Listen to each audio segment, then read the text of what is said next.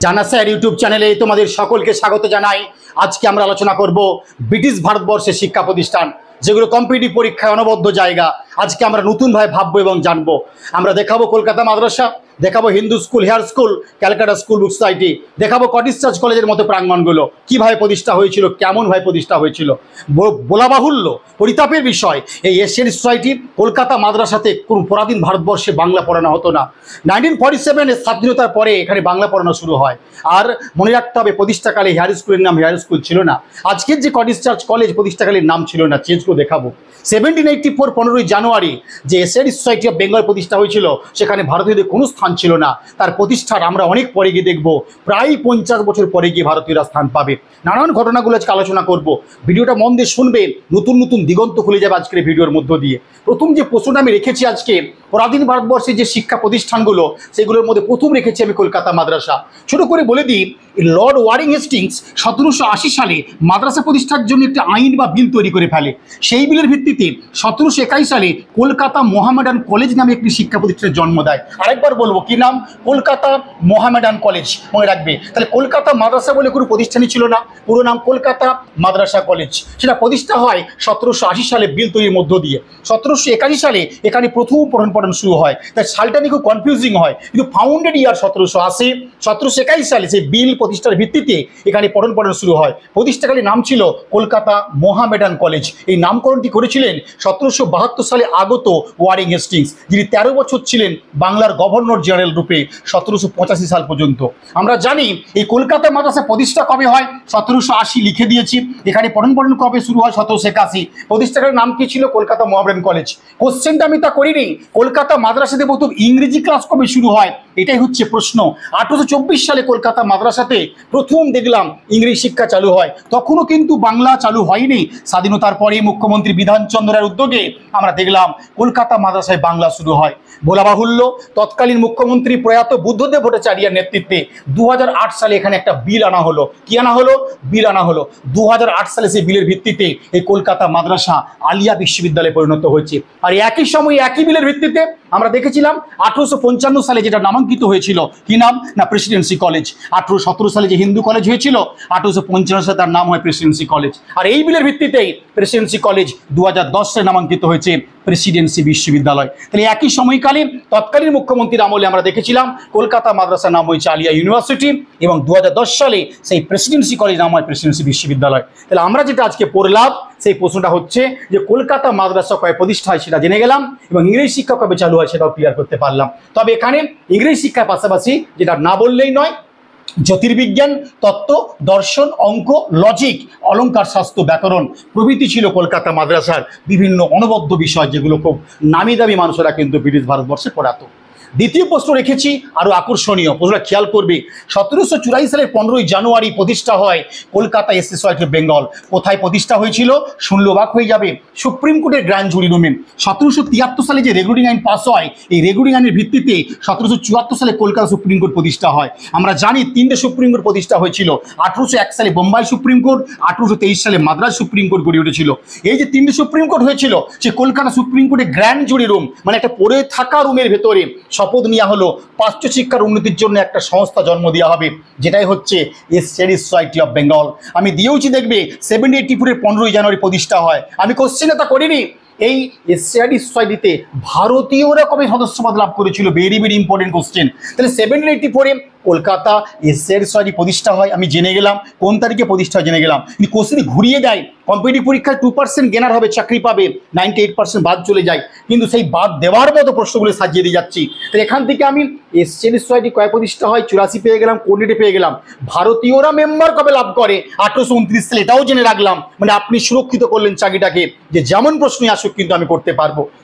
যাও কি প্রতিষ্ঠা হলো না, কলকাতা ইউরোপে যে সমস্ত সম্প্রদায়ের অভিজাত ছিল, ধনী সম্প্রদায়ের মানুষ ছিল, তারা সুপ্রিম কোর্টের গ্র্যান্ড জুরি রুম, ভালো করে উল্লেখ করেছি দেখবে, সেই গ্র্যান্ড জুরি রুমে নামটা মনে রাখবে। সুপ্রিম কোর্ট ইতিহাসটা পড়বে, ভারতবর্ষের ইতিহাস বই ডিটেলস আমি দিয়ে গেছি। সেখানে শপথ নিয়েছিল এশিয়ান সোসাইটি প্রতিষ্ঠা হবে 1784 সালে। 1829 যারা ভারতীয় মেম্বার পেল। এটা এখন কোথায় অবস্থান করছে? কলকাতা জওহরলাল নেহরু যে রোড বা পার্ক স্ট্রিট যে ক্রসিং, এই মোড়ে এখন অবস্থান করছে এই এসসি সোসাইটি। এটা হারিয়ে যায়নি, বিলীন হয়ে যায়নি। এর প্রথম সভাপতি স্যার উইলিয়াম জোন্সের প্রতিষ্ঠাতা ছিলেন। স্যার উইলিয়াম জোন্স কে ছিলেন? প্রতিষ্ঠাতা ছিলেন, ভালো করে মনে রাখবেন। এবং তিনিই প্রথম সভাপতি হলেন। তাহলে কয় প্রতিষ্ঠা হয়? 1784 পেয়ে গেলাম। প্রতিষ্ঠাতা কে ছিলেন? Sir William Jones. প্রথম প্রেসিডেন্ট, চেয়ারম্যান বা সভাপতিকে, সেটাও পেয়ে গেলাম। এইবারে কোশ্চেন দিয়েছে 74 যে এসসিআরটি সোসাইটি প্রতিষ্ঠা হয়েছিল তার প্রথম সম্পাদক বা সেক্রেটারি কে ছিলেন? উত্তর হবে জন হার্বার্ট হ্যারিংটন এবং চার্লস উইলকিন্স, যৌথভাবে দুজন সেক্রেটারি পদ সামলেছিলেন। আর প্রধান উদ্দেশ্য কি ছিল বলেই দিয়েছি, প্রাচ্যবিদ্যা চর্চার প্রসার বা স্প্রেড আউট বা ছড়িয়ে দেওয়া, আর ভারতীয় যে ইতিহাস সেই চর্চার আরও উন্নত করা, এটাই ছিল এসসিআরটি সোসাইটি অফ বেঙ্গলের মূল লক্ষ্য। নেক্সট কোশ্চেন দিয়েছি যে পটলডাঙ্গাতে একটা ইংরেজি বিদ্যালয় গড়ে ওঠে, সেটাই আজকের হেয়ার স্কুল। এই হেয়ার স্কুল কবে নামাঙ্কিত হয়? মনে রাখবি 1818 সালের 1 সেপ্টেম্বর তারিখে গড়ে ওঠে হেয়ার স্কুল। ডেভিড হেয়ার প্রতিষ্ঠা করেছিলেন। আজকে যে কলেজ স্কোয়ার রয়েছে, এই কলেজ স্কোয়ারে একেবারে দক্ষিণ প্রান্তে মাঝখানে দেখবে ডেভিড হেয়ার সমাধি আছে। ডেভিড হেয়ার কিন্তু এখানে মারাও গিয়েছিল। কলেজ স্কোয়ার প্রাঙ্গণে ডেভিড হেয়ার সমাধিও রয়েছে। 1818 1 সেপ্টেম্বর হেয়ার স্কুল নামাঙ্কিত হয় বা প্রতিষ্ঠায় বলে আজও 1 সেপ্টেম্বর যথোচিত মর্যাদায় হেয়ার স্কুলের ফাউন্ডেশন ডে বা প্রতিষ্ঠা দিবস পালিত হয় এই 1 সেপ্টেম্বর তারিখে। তাই এই পটলডাঙ্গা স্কুল 1818 সালে গড়ে উঠে, যাকে কলুটোলা বিদ্যালয় বলা হয়, সেই বিদ্যালয় প্যারিচরণ সরকার প্রধান শিক্ষকের ঐকান্তিক উদ্যোগে 1867 সালে নামাঙ্কিত হয়ে যায় হেয়ার স্কুল। এই স্কুলে কিন্তু এখন আছে। আজকে যেগুলো পড়াচ্ছি এসসিআরটি সোসাইটি অফ বেঙ্গল, বা আমরা দেখলাম কলকাতা মাদ্রাসা বা আলিয়া ইউনিভার্সিটি, বা দেখছি হেয়ার স্কুল, সবকটা কিন্তু প্রতিষ্ঠান এখন সজীব এবং জলজল করছে কলকাতার বুকে, মনে রাখবেন। তো পটলডাঙ্গা ইংরেজি বিদ্যালয় হেয়ার স্কুল নামাঙ্কিত হচ্ছে 1867। উত্তর আমরা পেয়ে গেছি, অপশন বাকি আর দেখছি না, উত্তর কংক্রিট পেয়ে গেছি। ব্যাখ্যা দেওয়ার চেষ্টা করব, দেখানোর চেষ্টা করা হোক। এই ডেভিড হেয়ারের নামে কিন্তু হেয়ার স্কুল। ছোট করে গল্প একটু বলে দিলে ভালো লাগবে। 1815 সালে আত্মীয় সভা গড়ে ওঠে রামমোহনের ঐকান্তিক উদ্যোগে। এই আত্মীয় সভা গড়ে উঠেছিল ডিরোজিওর বাড়িতে।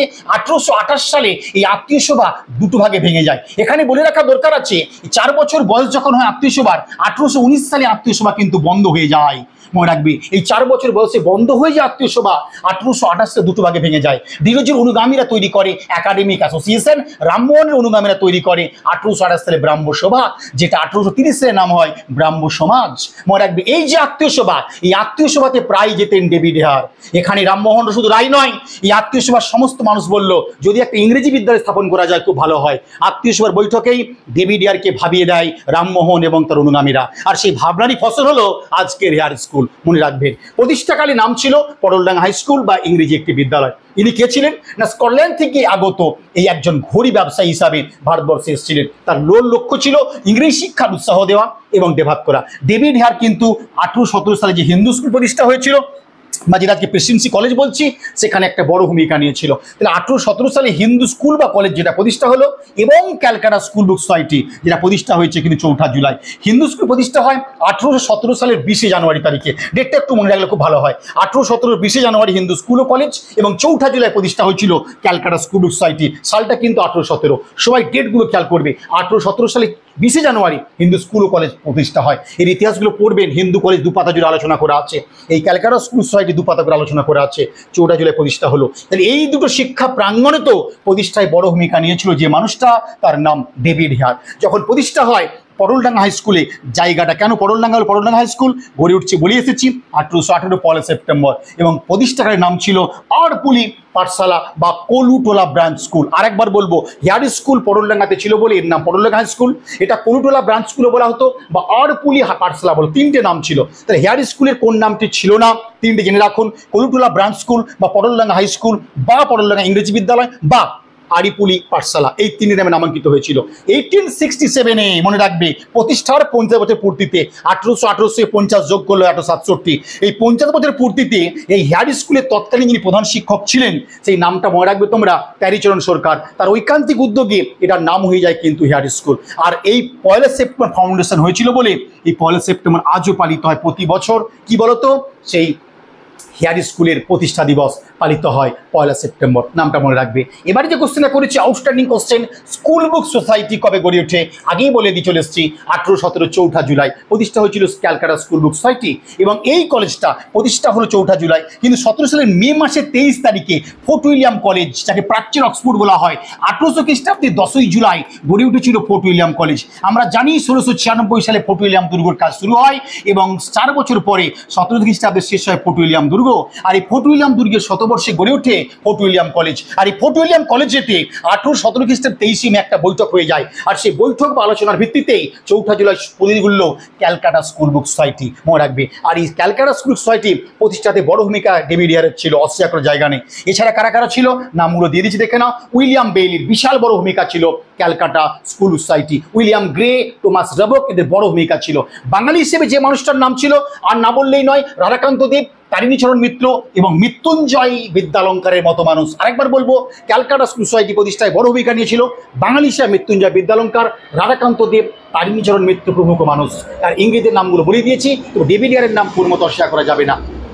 এইবারে আসবো যে নামটা বলে এসেছি, হেয়ার স্কুলের পূর্ব নাম কি ছিল বলে এসেছি, প্রিপারেটরি হাই স্কুল বা আরিপুলি হাই স্কুল, পওয়ারডাঙ্গা হাই স্কুল, যে যা খুশি নাম বলতে পারো, প্রাথমিক শিক্ষাগুলো শুরু হয়। তাই হেয়ার স্কুলের পূর্ব নাম এখানের ক্ষেত্রে কিন্তু আমি অপশনাল কিছু পাচ্ছি না, প্রিপারেটরি হাই স্কুল ছিল হেয়ার স্কুলের পূর্ব নাম। যে নামটা বলে এসেছিলাম প্যারিচরণ সরকারের উদ্যোগে 1867 সালে এর নাম হয়ে যায় কিন্তু হেয়ার স্কুল, যেটা বলে এসেছি পওয়ারডাঙ্গা হাই স্কুল বা আরিপুলি হাই স্কুল বা প্রিপারেটরি হাই স্কুল। তাহলে 1817 সালে এরা হিন্দু স্কুল কলেজ প্রতিষ্ঠাতেই একটা উদ্যোগ নিয়ে ফেলে এবং এই উদ্যোগের ভিত্তিতেই 1818 সালের 1 সেপ্টেম্বর গড়ে উঠল হেয়ার স্কুল, এবং এই হেয়ার স্কুলের নাম কিন্তু চেঞ্জ করলেন 1867 সালে। তৎকালীন সেই শিক্ষক এবং প্রাক্তন ছাত্র ছিলেন, তার নাম প্যারিচরণ সরকার, তার উদ্যোগে এই পটলডাঙ্গা বা প্রিপারেটরি বা আরিপুলি হাই স্কুলের নাম হয়ে গেল হেয়ার স্কুল, মনে রাখবে। 17 সালে এরা প্রস্তাবন চূড়ান্ত হয়ে যায়, কিন্তু প্রতিষ্ঠা হচ্ছে 1818 1 সেপ্টেম্বর তারিখে হেয়ার স্কুল। এবার ছোট্ট করে বলে দিন, এই ডেভিড হেয়ারের নাম আগেও বলে এসেছি যে ক্যালকাটা স্কুল সোসাইটিতেও বড় ভূমিকা নিয়েছিল ডেভিড হেয়ার। তার মূল লক্ষ্য ছিল কলকাতা শুধু শহর নয়, সেই শহরে লাগোয়া যে শহরগুলো রয়েছে সে বিভিন্ন প্রান্তে নতুন নতুন পদ্ধতিতে ইংরেজি বিদ্যালয় শেখানো এবং ইংরেজি থেকে বাংলা শেখার স্কুলও কিন্তু উদ্গ্রী ভূমিকা নিয়েছিল, মনে রাখবে এটা। এগুলো না বললেই নয়, ডেভিড হেয়ার স্কটল্যান্ড থেকে এসেছিল, এটা শুধু যেমন পড়বো আমরা আলেকজান্ডার ডাফ সাহেবকেও পড়বো, এটা তো বললে চলবে না। 1857 সালে যখন কলকাতা বিশ্ববিদ্যালয় প্রতিষ্ঠা হচ্ছে 24 জানুয়ারি তারিখে, সেই কলকাতা বিশ্ববিদ্যালয়ে বাংলা বিভাগের অধ্যক্ষ নিয়োজিত হয়েছিলেন বিদ্যাসাগর ঐকান্তিক উদ্যোগে আলেকজান্ডার ডাফ সাহেব, যিনি কটেজ চার্চ কলেজ প্রতিষ্ঠা করেছিল। আর ডাফ সাহেবের হাত ধরে বঙ্কিমচন্দ্র প্রথম গ্র্যাজুয়েট হয়েছিল। বঙ্কিমচন্দ্র যে অনার্স কোয়ালিফাইড করেছিল তার খাতা দেখেছিলেন ডাফ সাহেব। এই স্কটল্যান্ড থেকে আগত আরেকটা মানুষ ছিলেন ডাফ। তা ডেভিড হেয়ার শুধু তাই নয়, এই ডাফও কিন্তু স্কটল্যান্ড থেকে এসেছিলেন, যিনি কটেজ চার্চ কলেজে জন্ম দিয়েছিল। এবং ক্যালকাটা ইউনিভার্সিটি 1857 24 জানুয়ারি গড়ে উঠলে তার বাংলা বিষয়ের অধ্যাপক নিযুক্ত হন ডাফ সাহেব, এবং তাকে জোর করেই ছিল অনেকটা বিদ্যাসাগর মহাশয়, নিজে মনে রাখবে এটা। আসবো নেক্সট প্রশ্ন, কটেজ চার্চ কলেজের পূর্ব নাম কি ছিল? কটেজ চার্চ কলেজের পূর্ব নাম অপশনগুলো দেখে নিতে হবে একবার। The Hindu Metropolitan Institution, Preparatory High School, School Book Society এবং জেনারেল অ্যাসেম্বলি ইনস্টিটিউশন। ছোট করে বলে দিই, এই যে দ্য হিন্দু মেট্রোপলিটন ইনস্টিটিউশন অপশনে বললাম, এটি 1872 সালে কিন্তু আমরা দেখছি 64 সালে গড়ে উঠে যাচ্ছে, যেটা 1917 সালে স্যাডলার কমিশনের সুপারিশে নামাঙ্কিত হয়েছে বিদ্যাসাগর কলেজ। তাহলে দ্য হিন্দু মেট্রোপলিটন ইনস্টিটিউশন 1864 সালে গড়ে উঠে যাচ্ছে, 1917 সালে যার নাম হয়েছে কিন্তু বিদ্যাসাগর কলেজ। এবার উত্তর আমরা নিয়ে নিচ্ছি, কোশ্চেনটা আরো ভালো করে দেখে নিয়ে যাক কি দিয়েছে, যে কটেজ চার্চ কলেজের পূর্ব নাম কি ছিল? উত্তর নিয়ে নিলাম general Assembly's institution, cottage Church কলেজের পূর্ব নাম। এই কলেজ কটেজ চার্চ কলেজ সাধারণভাবে কিন্তু হয়নি, অনেকগুলো চেঞ্জেস, 3টে চেঞ্জের পর চতুর্থ নাম হয়েছে কটেজ চার্চ কলেজ। কি তার নাম? না, প্রথম নাম আমরা পেয়ে গেছি জেনারেল অ্যাসেম্বলিজ ইনস্টিটিউশন, মনে রাখবে এই কটেজ চার্চ পূর্ব নাম। 1830 সালে প্রতিষ্ঠা করলো আলেকজান্ডার ডাফ, যিনি কলকাতা বিশ্ববিদ্যালয়ে বাংলা অধ্যাপক নিযুক্ত হয়েছিলেন। তার হাত ধরে গড়ে উঠল জেনারেল অ্যাসেম্বলি ইনস্টিটিউশন, 1830 সালে হয়ে যায়। এবং এটা যখন প্রতিষ্ঠা হয়ে গেল তখন এটার নাম মাত্র 13 বছরের ব্যবধানে নাম হয়ে যায় প্রি চার্চ ইনস্টিটিউশন। 1843 সালে 13 বছর যখন বয়স এই জেনারেল অ্যাসেম্বলি ইনস্টিটিউশনে, তখন তার নাম চেঞ্জ করে রাখা হলো প্রি চার্চ ইনস্টিটিউশন।